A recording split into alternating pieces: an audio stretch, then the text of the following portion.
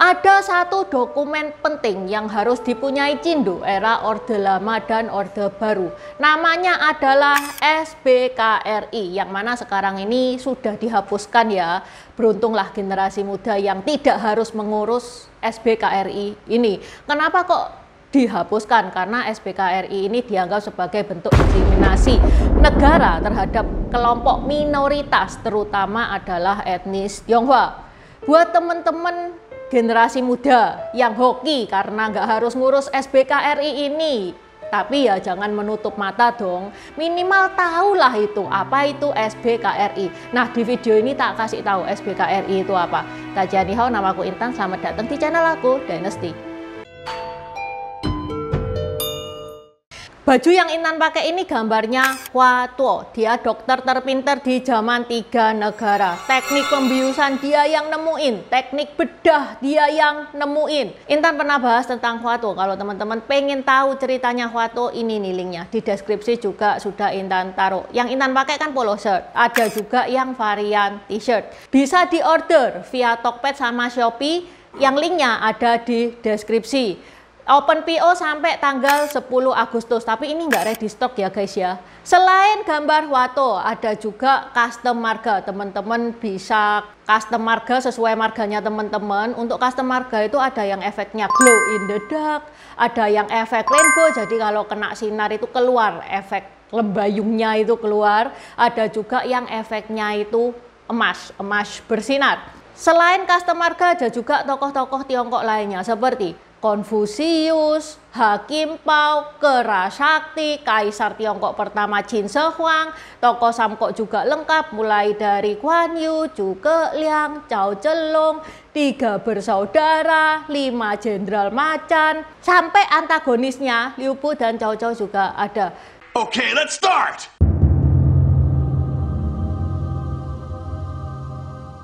SBKRI kepanjangan dari Surat Bukti Kewarganegaraan Republik Indonesia. Ini adalah dokumen resmi yang dikeluarkan oleh pemerintah Indonesia untuk menyatakan bahwa pemegang dokumen tersebut adalah warga negara Indonesia. SBKRI biasanya dipakai untuk mengkonfirmasi status kewarganegaraan seseorang, terutama dalam situasi di mana status kewarganegaraan mereka itu mungkin diragukan atau memerlukan verifikasi resmi.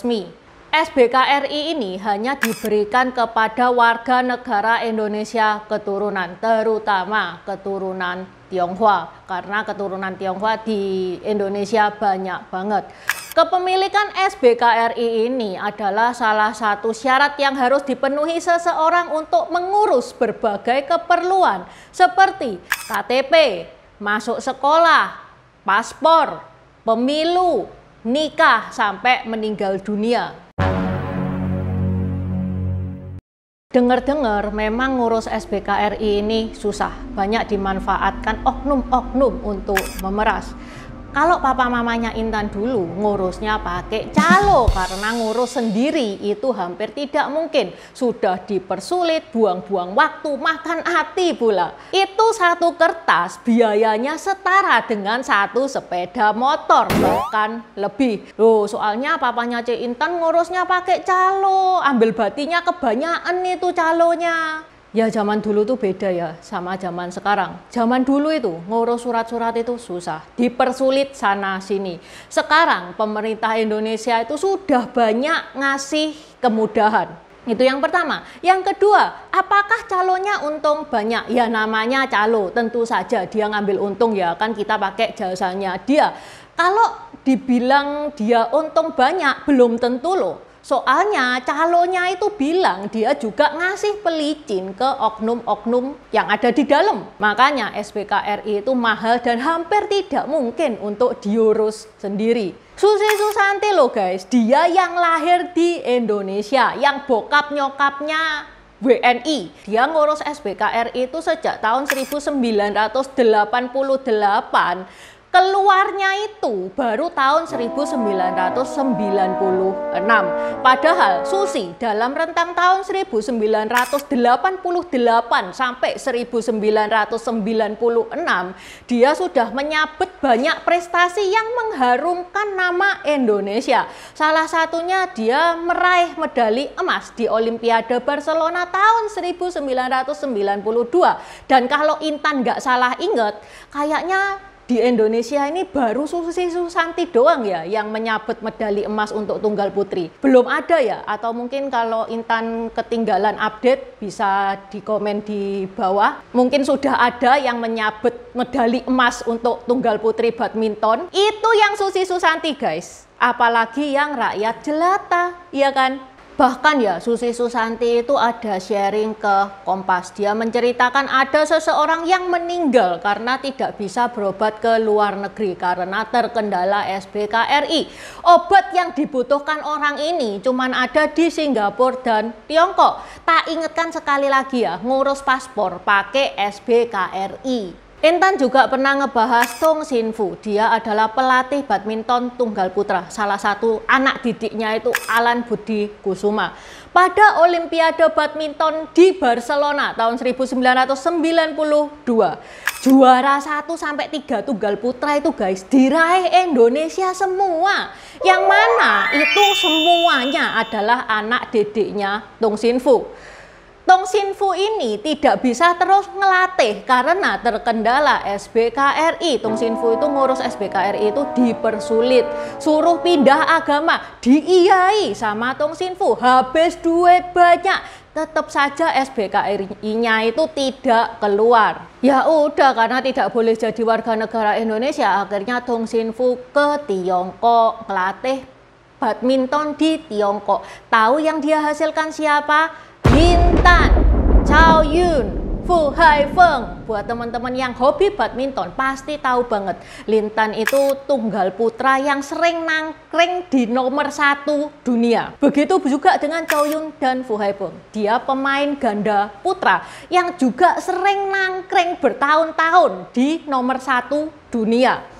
Yang ngikutin badminton pasti tahu banget sengeri apa mereka. Kalau teman-teman belum tahu siapa itu Tong Xinfu, ini ya linknya di deskripsi juga sudah Intan taruh. Gimana dengan teman-teman?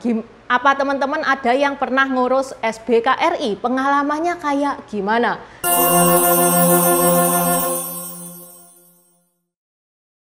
Gimana sih asal-usulnya sampai ada surat sakti yang namanya SBKRI? Seperti yang kita ketahui, sejak tahun 1700-an banyak orang Tiongkok yang datang ke Nusantara. Ada yang datang atas keinginan sendiri, ada yang dipanggil sama Sultan. Sultan manggil banyak orang Tiongkok, didanai transportasinya untuk dijadikan budak. Intan pernah bahas di Republik Lanfang.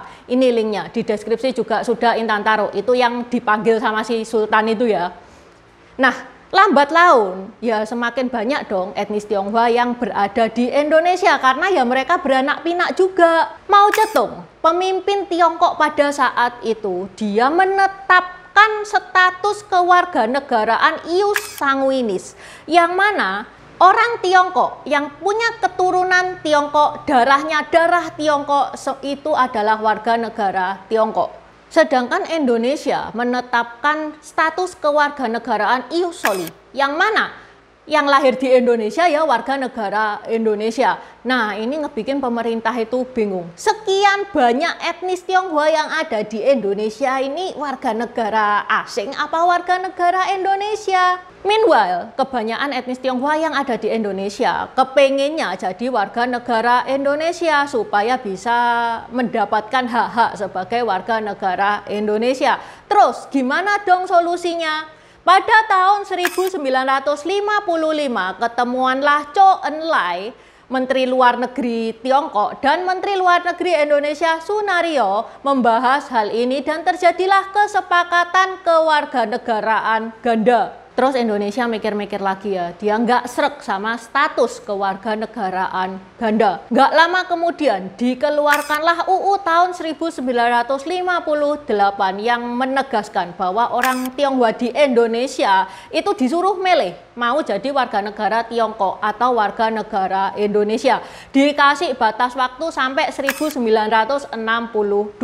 Mereka yang memilih menjadi warga negara Indonesia harus melepaskan kewarganegaraan Tiongkok. Nah, bukti dia memilih sebagai warga negara Indonesia itu apa? Yaitu SBKRI. Ini sejarah keluarnya SBKRI.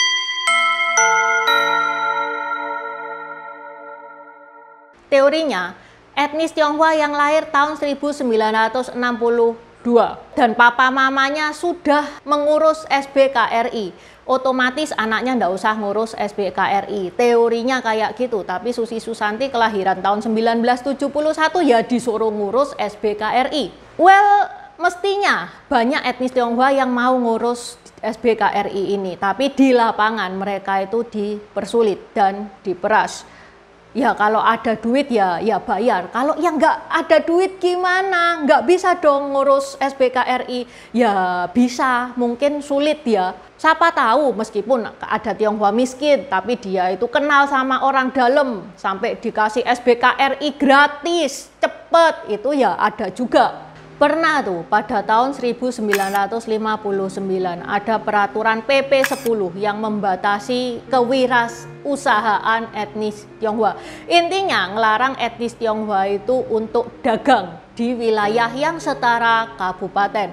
Padahal etnis Tionghoa pada saat itu mata pencahariannya kebanyakan adalah berdagang, ngebuka toko kelontong, ini tidak dibolehi. Etnis Tionghoa itu banyak yang dipaksa untuk berhenti beroperasi, terjadi kekerasan di mana-mana, asetnya disita. Apa yang kena itu cuman etnis Tionghoa yang belum punya SBKRI.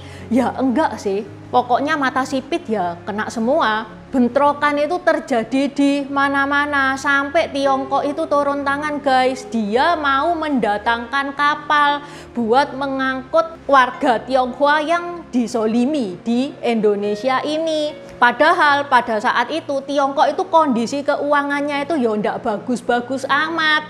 Ya tetap dia menyediakan budget untuk kapal tersebut untuk mengangkut etnis Tionghoa yang ada di Indonesia. Ini adalah saat-saat yang penting di mana etnis Tionghoa itu disuruh milih, kamu mau jadi warga negara Indonesia apa Tiongkok? Kalau kamu warga negara Tiongkok, sana, pulang sana. Nah, ini adalah momen di mana SBKRI itu menjadi dokumen yang sangat penting kalau mau stay di Indonesia.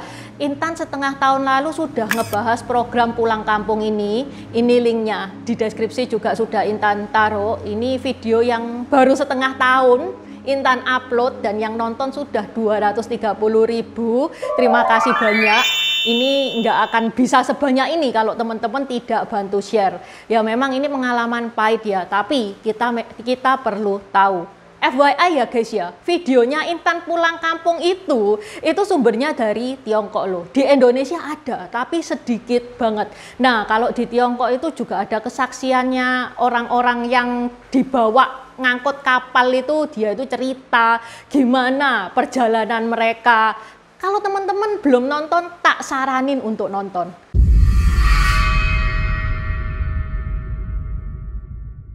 Mestinya di tahun 1996 ada Kepres yang menyatakan bahwa SBKRI itu sudah tidak berlaku lagi, yaitu Kepres nomor 56 tahun 1996. Tapi hal ini tidak banyak yang tahu karena kurangnya sosialisasi. Ditambah lagi oknum yang nggak mau kehilangan ceperan dong. Biarin masyarakat nggak tahu. Sampai di tahun 1999 barulah Gus Dur dengan tegas dan lantang. Dia menyatakan Inpres nomor 4 tahun 1999 tentang pelaksanaan Kepres nomor 56 tahun 1996 yang menyatakan SBKRI tidak diberlakukan. Intan ingat, Gus Dur pada waktu itu ngomongnya di TV. Karena ngomong di TV nih ya, jadi banyak masyarakat yang tahu. Tapi pada kenyataannya, meski jelas sudah tidak diberlakukan lagi, oknum itu tetap ada. Ya pas zaman dulu kan belum ada medsos nih ya. Jadi ndak ada bukti yang sampai kayak gimana. Bahkan menurut Mega Christina dalam artikel SBKRI No Way, ini linknya Intan taruh di deskripsi kalau teman-teman mau ngepoin. Pada zamannya Presiden Megawati pun itu banyak pemerasan yang berkedok SBKRI. Malah tuh ya di kantor imigrasi Surabaya muncul surat edaran guys yang memberlakukan SBKRI. Nah ini ngebikin Presiden Megawati itu geram ya dan memerintahkan Menko Polhukam untuk menindak tegas pemerasan berkedok SBKRI ini. Bahkan Dirjen Imigrasi itu membuka hotline. Siapapun yang dimintain SBKRI bisa telepon di nomor ini. Kepala Kantor Imigrasi setelah ditanyain kasus ini jawabnya apa? Oh, aku tuh nggak pernah nyuruh-nyuruh untuk bawa SBKRI, itu nggak pernah. Ini bukan saya ini yang nyuruh, itu oknum. Bilangnya kayak gitu. Presiden Megawati secara tegas mengatakan, kalau memang diminta, ya bilang sudah tidak dipakai. Kalau semua warga Tionghoa bersatu bersama untuk menolak diberlakukan SBKRI yang memang sudah tidak berlaku, saya kira tidak ada lagi SBKRI. Pesan-pesan seperti pesannya Bu Mega itu sebenarnya ada banyak guys. Dan itu akan menguap seperti asap kalau kita tidak berani melawan. Harus ada Curongci Indonesia ini yang melawan praktek kayak gini. Siapa itu Curongci? Curongci itu Perdana Menteri Tiongkok yang berani banget dalam memberantas korupsi. Slogannya dia itu terkenal di seluruh dunia. Siapkan 100 peti mati, 99 saya kirim untuk koruptor dan 1 untuk saya jika saya terbukti korupsi. Gara-gara dia, Tiongkok yang kotor dan korupsinya itu nuwemen banget tuh saat itu. Sekarang Tiongkok itu hampir bersih, nggak 100% bersih sih, tapi hampir bersih. Bahkan untuk korupsi 1 sen pun ya, pejabat Tiongkok itu mikir-mikir loh sekarang, gara-gara Curongci ini. Kalau teman-teman pengen tahu tentang Curongci, ini linknya, di deskripsi juga sudah Intan taruh. Ya, semoga sebentar lagi keluarlah Curongci Indonesia. Sebelum mengakhiri video ini, Intan ada sedikit pesan buat teman-teman. Mungkin ada teman-teman yang masih dipersulit ya, teman-teman yang berada di daerah-daerah tentunya untuk ngurus SBKRI ataupun dokumen lain. Intan saranin jangan mau. Jangan mau kalau disuruh kasih pelicin-pelicin seperti itu. Kalau ada oknum yang nggak bener, kalau kita angkat HP, itu sekarang mereka pada takut kok. Ayo kita bersama melawan praktek pemerasan ini. Oke, sampai di sini dulu bahasan Intan hari ini. Seperti biasa, buat teman-teman yang mau nambah-nambahin silakan coret-coret di kolom komentar. Terima kasih sudah menonton. Buat subscriber baru, selamat datang. Terima kasih sudah menonton videonya Intan sampai habis. Intan sarankan buat teman-teman yang baru bergabung untuk nonton videonya Intan tentang pergantian dari dynasty ke dynasty. Ini nih videonya. Di deskripsi juga sudah Intan taruh, karena di video pergantian dynasty itu adalah basic dari semua videonya Intan. Itu yang pertama. Yang kedua, video pergantian dari dynasty ke dynasty ini bakal sangat membantu teman-teman kalau misalkan teman-teman itu nonton film-film Tiongkok yang kuno-kuno itu bakal sangat membantu banget, karena film-film Tiongkok itu nggak menceritakan secara jelas background kayak gimana. Terima kasih udah nonton channel ini sampai habis. Dukung aku terus berkarya dengan klik subscribe dan bunyikan lonceng di bawah ya guys.